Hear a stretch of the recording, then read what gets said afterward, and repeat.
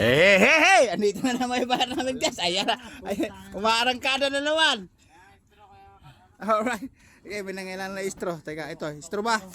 Alright guys, si businessman nagtuturo pa oh. Ano kailangan businessman? Kasi kararating lang guys, kukunin yung plastic. Mali-mali pa. Oh, bibit-bitin ko pa daw. Nautusan pa ako. Teka nga. Para ako ako naging bata mo ah.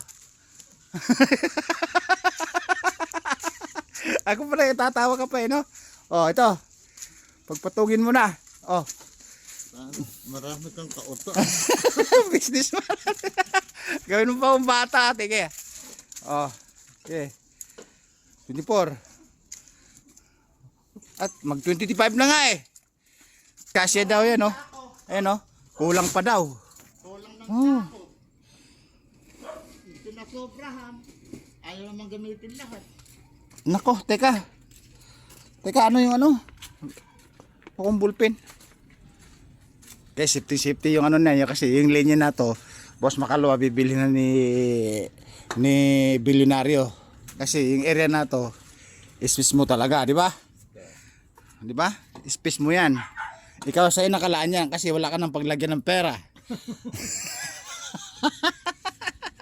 Next episode ng Businessman na mali-mali. Alright. Okay. Ano naman, nakaibabaw lang. Napakasilan mo. Oh. Mga Durabox to. O, 20.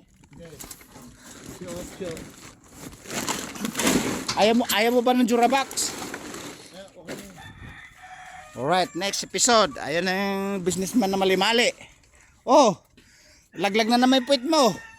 Bukas pa zipper.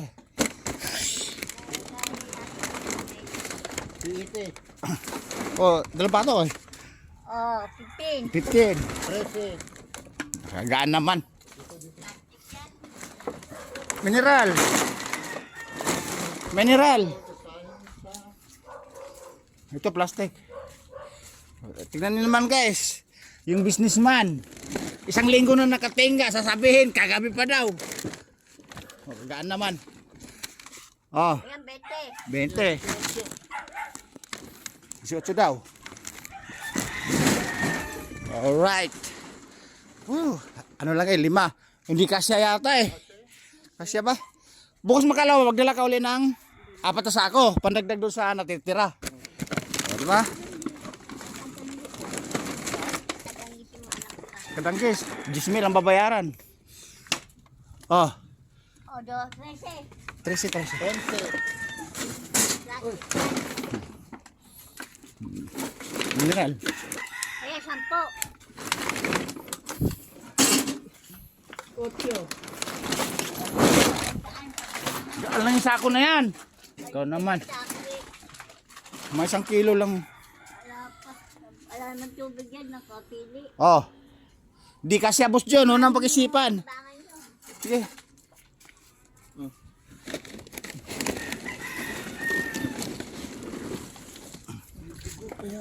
Chocolate yan. O, ayan na, o, 23. Oh. Yeah. Alright. Alright, 2 na lang. 2 sacks na lang. Big jumbo. Oh.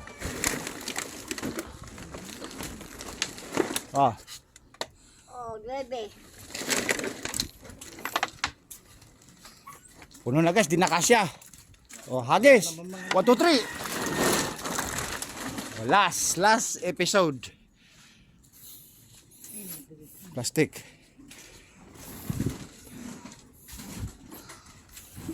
Durabox to. Mga Durabox. Ayaw ba ng Durabox? Di ba plastic yung Durabox? Ayun eh. Parang oh. Si, o, 9.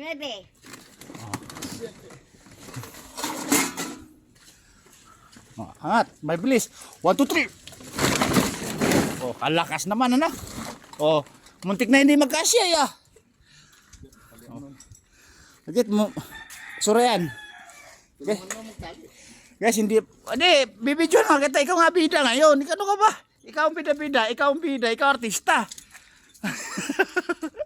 Alright guys, ito yung negosyante na laging laglag ang short. Alright, kasi nga walang paglagyan ng pera, maraming pera, hindi natutulog sa pera. Alright. Ngayon, tatalian na lang yan guys. Tapos pilit pinagkasya. Kasi galit nga siya sa pera. Tumatawa pa eh. Sa carpel na nakikita rin si Calvo at sa kasya. Si Calvo nagagalit dahil pinagsabihan mo daw na panot.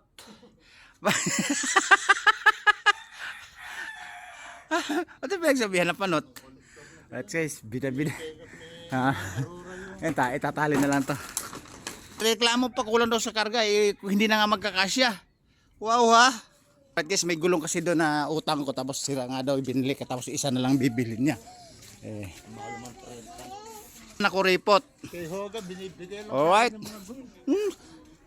Ito, sigurado quality. Yes, yun o, yung dalawa na yun nasa taas. Tuloy business na ng surplus tire. Oh. Yeah.